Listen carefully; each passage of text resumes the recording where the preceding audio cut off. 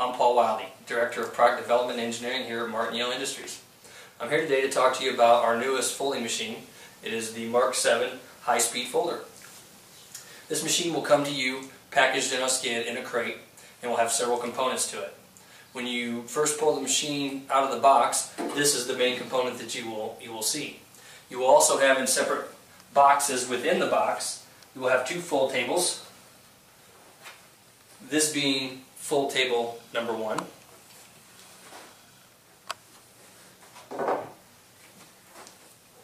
And this being fold table number 2. In addition to the fold tables, you will also have a motorized exit conveyor,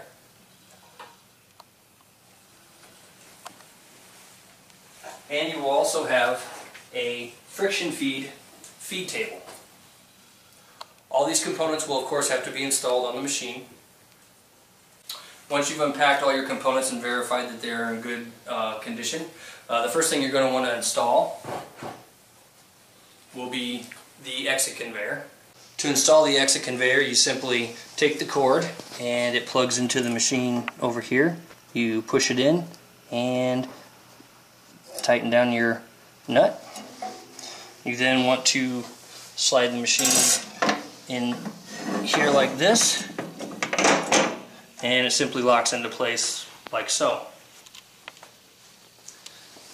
The other part of the exit conveyor goes onto the on as an extension. You'll also note a very simple fold chart that comes with each machine already installed on the exit tray extension, and it simply goes onto the heads of these bolts right here, like so, and it locks into place.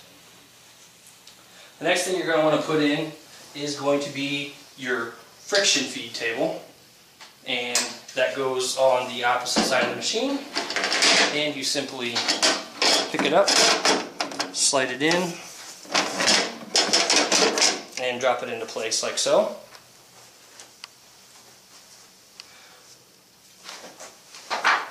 The next thing you're going to want to install is your fold table number 1. Fold table number 1 is very easy to delineate from fold table number 2.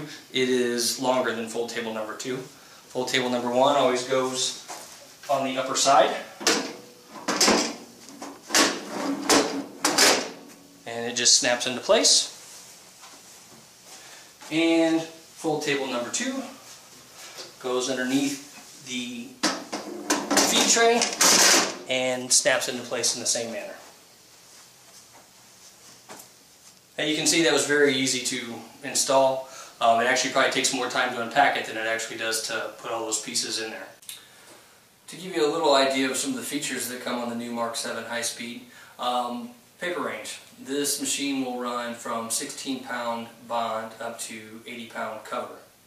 It will also run paper from 3.5 inches wide by 4.25 inches long up to 14 inches wide by 20 inches long. It comes with adjusting paper guides. The paper guides can of course be adjusted to run the ranges that I just gave you as far as paper width, and then this table is able to accommodate up to 20-inch long paper. Additional features that this machine comes with: it comes with a variable speed for the fold speed itself. It also comes with a variable speed for the exit conveyor. Now, the exit conveyor, since it is ran off of a separate motor, the speed needs to be adjusted proportionally to the speed that you're running the folding machine at.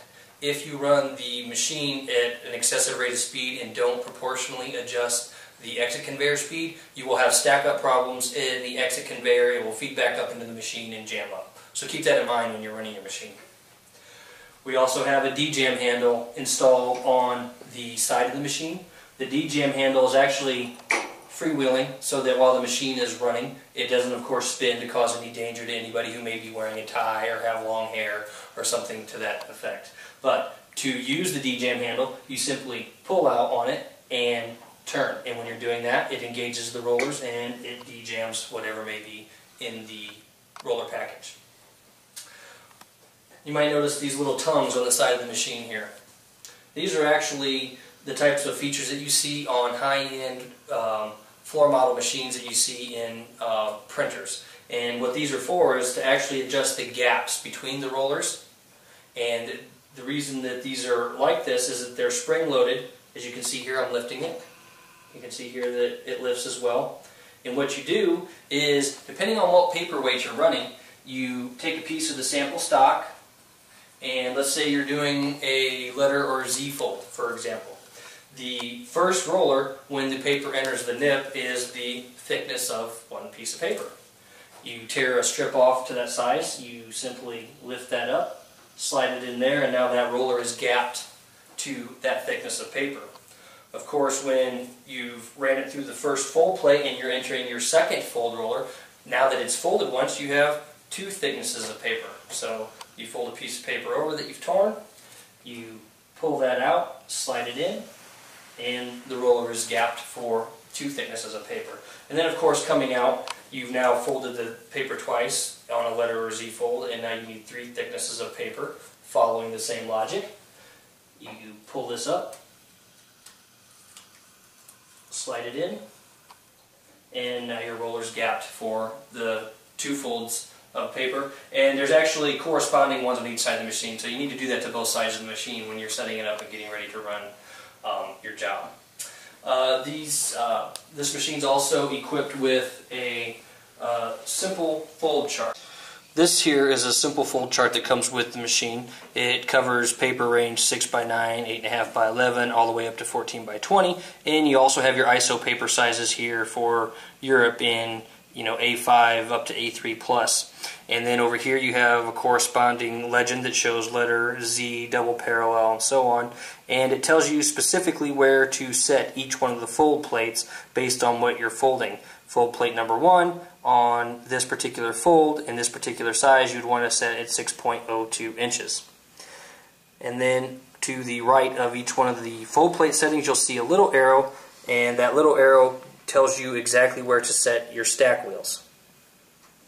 The stack wheels that come with this machine are actually dual adjustable stack wheels. You have an adjustment here to slide like this, and you have an adjustment here to slide like this, and it also flips like this. So you can cover the large range of paper sizes that you're actually going to be folding. And underneath the paper spring here, you will see the corresponding legends and numbers that I showed you on this simple fold chart. So let's say we're going to do a Z fold on 8.5 by 11 paper. You simply loosen up the nuts to slide the paper guides, and you'll see the legend on the side here. And for a Z fold on 8.5 by 11, you need to set fold table number 1 at about 3.67 inches. To convert it to fractions, 675 is 5/8, so you want to set it right at about 3 5/8 inches. And you can see on the legend here, I've got it right at about 3 5/8 inches. You tighten it down, and you make sure you're set equally on the other side to get as square a fold as possible. Now, a lot of times you'll be dealing with stock that's not perfectly square cut, and when you're doing that, you have to be able to adjust your fold stops independently for non-square paper, and that's what these two knobs right here do. It gives you micro adjustment on the paper stop from side to side. Now that we've set the first fold table, I'm going to pull the second fold table out because it's a little easier to set it that way. And this was set up for a letter fold before, and the second fold on a Z and letter fold are exactly the same, and you can see this one's already set at 3.67 inches. You reinstall your second fold plate, and now your machine is set up and ready to run your 8.5 by 11 in a Z fold configuration.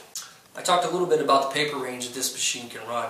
Let's talk a little bit about the throughput. This machine can actually run at a rate of 36,000 sheets per hour, and that rating is determined based on an industry standard of how many half folds it can do an hour. So when you say 36,000 sheets per hour, that's saying you could do 36,000 pieces of 8.5 by 11 in a half hour that's half folded. If you, of course, want to do a letter fold, it takes a little bit longer. And it also, the speed is actually really determined by the operator, that it has to continually be loaded to achieve, whatever throughput. So in this particular case, these paper guides are set up to hold an entire ream of 8.5 by 11 paper, which is 500 sheets. And you notice 500 sheets sits on there, and you're at the full height of the paper guide.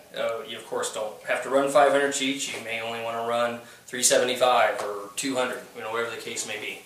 But once you've got all that set, your machine's now ready to be ran. Okay, once you've set up all the components that go on the machine and you've gotten it ready to fold, you want to also get it ready for the paper that you're going to be running, and that's also a determinant as to where your sheet separator needs to be set. You can see here that I'm clearly sliding the paper in and out of the sheet separator. This knob right here adjusts it, and you want to pull it in and out until you start to get some grabbing by that sheet separator, and then you're going to have a pretty good feed on it. You want to get just a slight grab, and again, this is variable. I mean, climate conditions, humidity in the air, things like that are going to vary how paper feeds in a paper folder. So, you can't expect to just drop your stack on here and start running it and walk away, because environmental conditions can change, feeding conditions of folding machines. So, just like any other folder, you may have to tweak with the sheet separator.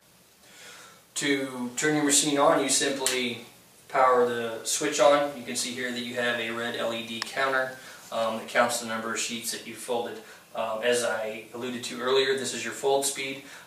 This goes from 1 to 8, which of course 1 being the lowest, 8 being the fastest, but you can turn the machine on and it starts to go very slowly, and you won't be able to hear me in a moment as I turn it on.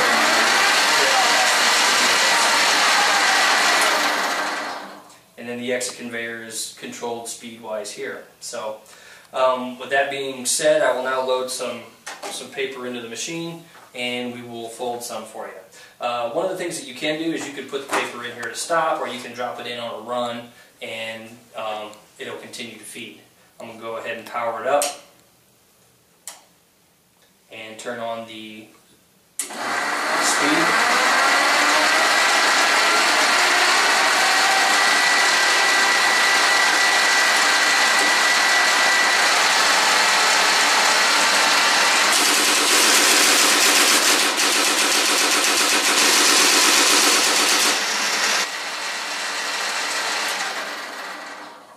The Mark VII also comes with a score perf cartridge that can be used should the job require such a need. The cartridge simply plugs in and plugs out. You simply depress these buttons and you remove the cartridge. And then what you do to do your scoring or perfing job, you remove this hex cap right here, pull this off, you pull these off, and then the score and perf wheel that come with it and the backup hubs would get mounted on here, and then you would reinstall it back into the machine to do the score perf job. Now, to do a score perf job, you of course can't fold at the same time, because if you have a score perf wheel on the shafts here, it's going to score perf whatever it is that you're folding. Both fold tables come with a reversible profile to put them in backwards. You'll notice along this geometry right here, you'll see a radius. This radius is to match up against the rollers. If you want to do a score perf job, you simply put your fold table in backwards, like so. And you do the same thing to the second fold table. Now, since your fold table is in backwards, and the end that is put in is actually sealed off, it's called a diverter, and it diverts the paper straight through, instead of entering the fold table, straight through the roller package and down through the score perf wheels that you installed, and then it will come out on the exit conveyor either scored or perf, depending on what type of job you're running. At Martin Yale, customer needs is always a primary concern for us. When this unit was designed, it was designed benchtop in mind. However, we realized that the need of many customers is to have this type of a unit mobile. So we designed a stand that can be purchased separately, that the unit's custom fit on. It has indents in it for the legs to fit in, and it has roller casters on the bottom as well. In addition to the use for the friction feed, this stand was also designed to hold an air pump. We will have an air feed version of this machine out sometime spring 2013. If you have any additional questions about the American-produced product here at Martin Yale, please contact our customer service at the 1-800 number you see below.